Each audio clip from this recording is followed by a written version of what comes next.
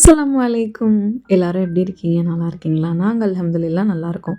இந்த வீடியோவில் ஒரு 2 நாள் எடுத்த கிளிப்பிங்ஸ் தான் உங்கள் கூட நான் ஷேர் பண்ணியிருக்கேன். என்னோடய கிச்சன் ஆர்கனைசேஷன் வந்து நான் ஸ்டிக்கர் ஒட்டியிருக்கேன். அதெல்லாம் ஃபுல்லாக உங்கள் கூட ஷேர் பண்ணியிருக்கேன். இந்த வீடியோ பிடிச்சிருந்தா நம்ம சேனலை சப்ஸ்கிரைப் பண்ணி சப்போர்ட் பண்ணுங்கள். ஈவினிங் போல் தம்பி ஸ்கூல் விட்டு வந்துட்டு கொஞ்சம் நேரம் விளையாடிட்டு வந்துட்டான்.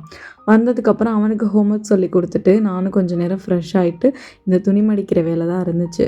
துணியை துவைச்சி போடுறது காய வைக்கிறது கூட பெருசாக தெரியல. பட் மடிக்கிறது தான் ரொம்ப சிரமமாக இருக்க மாதிரி இருக்குது. மோஸ்ட்லி டெய்லி மடிச்சிருவேன். சில நாள் இப்படி ஒரு நாள் நம்ம விட்டுட்டோம் அப்படின்னா நல்லா போர் மாதிரி துணி சேர்ந்துருது. அது எங்கள் துணி எல்லாமே ஈஸியாக மடிச்சிருவேன். ஆனால் பிள்ளைங்க துணி மடிக்கிறதா ரொம்ப கஷ்டமாக இருக்க மாதிரி இருக்குது. அப்புறம் நைட்டே டின்னர் ரெடி பண்ணலாம் அப்படின்னு சொல்லிட்டு இன்றைக்கி தோசை மாவு அரைச்சிருந்தோம். அது நல்லா பொளிச்சு நல்லா இருந்துச்சு. சரி, தேங்காய் சட்னியும் தக்காளி சட்னியும் வச்சா பிள்ளைங்களுக்கு ரொம்ப பிடிக்கும், எல்லாருமே வீட்டில் விரும்பி சாப்பிடுவாங்க அப்படின்னு சொல்லிட்டு தக்காளி சட்னியும் தேங்காய் சட்னியும் தான் வைக்க ஆரம்பித்தேன். தக்காளி சட்னி வந்து வதக்கு சட்னி தான் சாப்பிட்றாங்க. இந்த மாதிரி பச்சையாக கார சட்னி ஒன்று அரைப்பேன். அது வந்து வீட்டில் யாரும் பெருசாக விரும்பி சாப்பிட மாட்றாங்க. எனக்கு அது ரொம்ப பிடிக்கும். பட் இவங்க யாருக்குமே பிடிக்க மாட்டேதுங்கிறனால இந்த மாதிரி வதக்கு தான் செய்கிறேன். இது வந்து டேஸ்ட்டு சூப்பராக இருக்கும். உங்களுக்கு ஹோட்டல்லலாம் கொடுக்குற சட்னி மாதிரியே இருக்கும் டேஸ்ட்டு. ஃபஸ்ட்டு கடாயில் எண்ணெய் ஊற்றிட்டு வெங்காயத்தை சும்மா ரேண்டமாக இந்த மாதிரி கட் பண்ணி எடுத்து நல்லா வதக்கி விட்ருங்க. வெங்காயம் நல்லா வதங்கினதுக்கப்புறம் நம்ம நறுக்கி வச்சுருக்க தக்காளியும் சேர்த்து நல்லா வதக்கி விட்ருங்க. அது நல்லா வதங்கினதுக்கப்புறம் அது கூட கொஞ்சமாக உப்பு சேர்த்துக்கோங்க. அந்த தக்காளி சீக்கிரமாகவே வதங்கிடும். அப்புறம் அது கூட பட்டை மிளகாய் சேர்த்து நல்லா வதக்கி விட்டுட்டிங்க அப்படின்னா சூப்பராக வதங்கிடும். கொத்தமல்லி, புதினா, கருவேப்பிலை 3மே கொஞ்சம் கொஞ்சம் சேர்த்துட்டிங்கன்னா டேஸ்ட்டு சூப்பராக இருக்கும். அதுக்கு அப்படியே மூடி வச்சுட்டோன்னா அந்த தக்காளி வந்து நல்லா தண்ணி விடும். அதிலே வந்து அந்த சட்னி நல்லா வதங்கிடும். அது வதங்கிட்டு இருக்க கேப்லேயே நான் இங்கே தேங்காய் சட்னி போடலாம் அப்படின்னு சொல்லிட்டு ஜாரில் கொஞ்சமாக தேங்காய், பச்சை மிளகாய், பொட்டுக்கடலை, கொஞ்சமாக பூண்டு, கொஞ்சோண்டு இஞ்சி, உப்பு சேர்த்து அதையுமே அரைச்சி எடுத்துக்கிட்டேன். நான் எப்போயுமே கிச்சனில் வந்து ஒரு வேலை பண்ணிகிட்டு இருக்கும்போதே சைட் பை சைடு இன்னொரு வேலை பண்ண ஆரம்பிச்சிடுவேன். நீங்கள்லாம் எப்படி பண்ணுவீங்க அப்படின்னு கமெண்ட்டில் சொல்லுங்கள். நிறைய பேர் வந்து மீல் ப்ரிப்பரேஷன் வீடியோ, அப்புறம் வந்து டைம் மேனேஜ்மெண்ட் வீடியோ போடுங்க அப்படின்னு கேட்குறீங்க. வேறு என்ன டாபிக்? மீல் ப்ரிப்பரேஷனில் பிரேக்ஃபாஸ்ட், லஞ்ச், டின்னர் அப்படியா, இல்லை ஸ்கூலுக்கு வந்து லஞ்ச் பேக் பண்ணுறதுல அந்த மாதிரி சீரீஸ் வேணுமா அப்படின்னு கமெண்ட்டில் சொல்லுங்கள். ஏன்னா நீங்கள் சொன்னால் தான் அதுக்கு தகுந்த மாதிரி நான் வீடியோஸ் வந்து போட முடியும். இன்ஷா அல்லாஹ் சீக்கிரமாக வந்து டைம் மேனேஜ்மெண்ட் வந்து போடலாம் அப்படின்னு சொல்லிட்டு இருக்கேன். கண்டிப்பாக வந்து நான் அப்லோட் பண்ணுறேன். டின்னருக்கு தேங்காய் சட்னியும் தக்காளி சட்னியும் அரைச்சாச்சு. டேஸ்ட்டு 2மே சூப்பராக இருந்துச்சு. எனக்கு இந்த மாதிரி 2 சட்னி இருந்துச்சுன்னா கண்டிப்பாக ஒரு முட்டை தோசை ஊற்றி நான் சாப்பிட்டே ஆவேன். யார் என்னானாலும் சரி, நான் முட்டை தோசை ஊற்றி சாப்பிட்ருவேன். ஏன்னா எனக்கு 2 குழம்பு, 2 சட்னி, இட்லி பொடிலாம் இருந்துச்சுன்னா எனக்கு முட்டை தோசை ஊற்றி சாப்பிட்டா தான் அப்படியே ஃபில்லிங்காக இருக்க மாதிரி இருக்கும். நிறைய பேர் இந்த தோசைக்கல்லை பற்றி கேட்டிருந்தாங்க. ஒரு 3 சிஸ்டர் போல் கேட்டிருந்தாங்க. இந்த தோசைக்கல் வந்து நான் ப்ரெக்னெண்ட்டாக இருக்கும்போது தான் வாங்கியிருந்தேன். அது வந்து அப்போ ரேட் வந்து ஒரு 700, 750 இந்த ரேஞ்ச் தான் இருந்துச்சு. இப்போ எவ்வளோ இருக்கும்னு தெரியல. 800, 850 இருக்கும், இல்லை 900 கூட இருக்கும். நல்ல வெயிட்டான கல். இதை பழக்கிறதுக்கு நான் பெருசாக எதுவுமே பண்ணலை. ஒரு முட்டை உடச்சி ஊற்றினேன், வெங்காயத்தை போட்டு வதக்கினேன், உடனே தோசை எடுக்க வந்துருச்சு. இது வந்து ஹீட் வந்து நல்லா ஈவனாக உங்களுக்கு ஸ்ப்ரெட் ஆகும். ஸோ தோசையும் நல்லா முருகலாக வரும். எடுக்கிறதுல எந்த பிரச்சனையுமே இருக்காது. நல்லா பெரிய தோசையாக வரும்.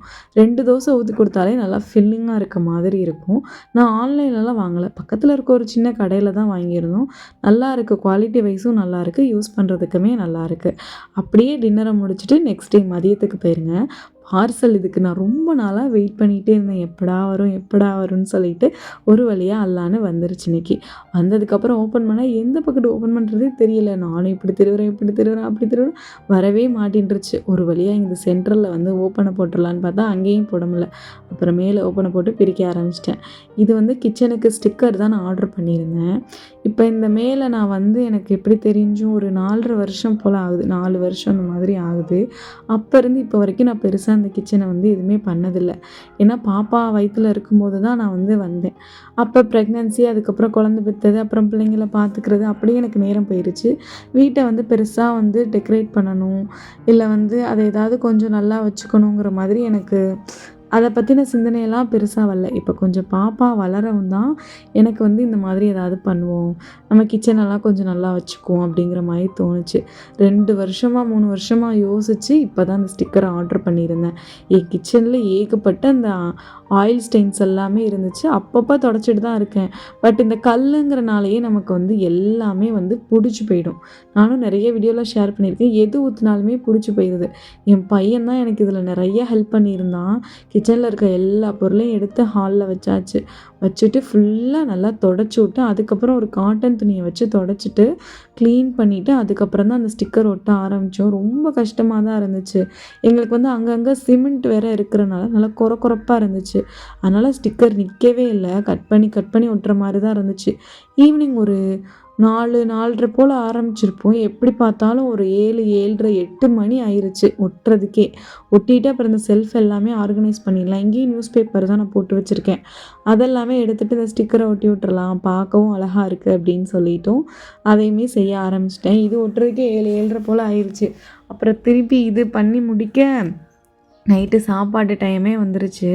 ஃபுல்லாக எனக்கு வந்து நான் ஒரே முடிவாக நான் பண்ணியே ஆவேன் அப்படின்னு சொல்லிட்டு எல்லாத்தையுமே எடுக்க ஸ்டார்ட் பண்ணிட்டேன். கல்யாணத்துக்கு முன்னாடி ஏதாவது புது ட்ரெஸ் வாங்கினா எப்போ போடுவோன்னு ஒரே ஆசையாக இருக்கும். ஆனால் கல்யாணத்துக்கு அப்புறம் ஏதாவது புது பாத்திரம் வாங்கினாலோ, இல்லை கரண்டி வாங்கினாலோ, இல்லை கிச்சனுக்கு ஏதாவது பொருள் வாங்கினாலோ அதை எப்போ யூஸ் பண்ணுவோங்கிற மாதிரி மனசு தேட ஆரம்பிச்சிருச்சு. அப்படி தான் இப்போலாம் அதிகப்படியாக கிச்சனை பற்றி தான் நான் யோசிக்கிறேன். எப்படி என்ன பண்ணலாம், எப்படி ஆர்கனைஸ் பண்ணலாம் அந்த மாதிரி. உங்களுக்கெல்லாம் எப்படி இருக்குன்னு சொல்லுங்கள். கல்யாணத்துக்கு முன்னாடி ஏதாவது புது ட்ரெஸ் வாங்கி கொடுத்தா அதை பற்றியே யோசிச்சுட்ருப்போம் நைட்டு பகலாக.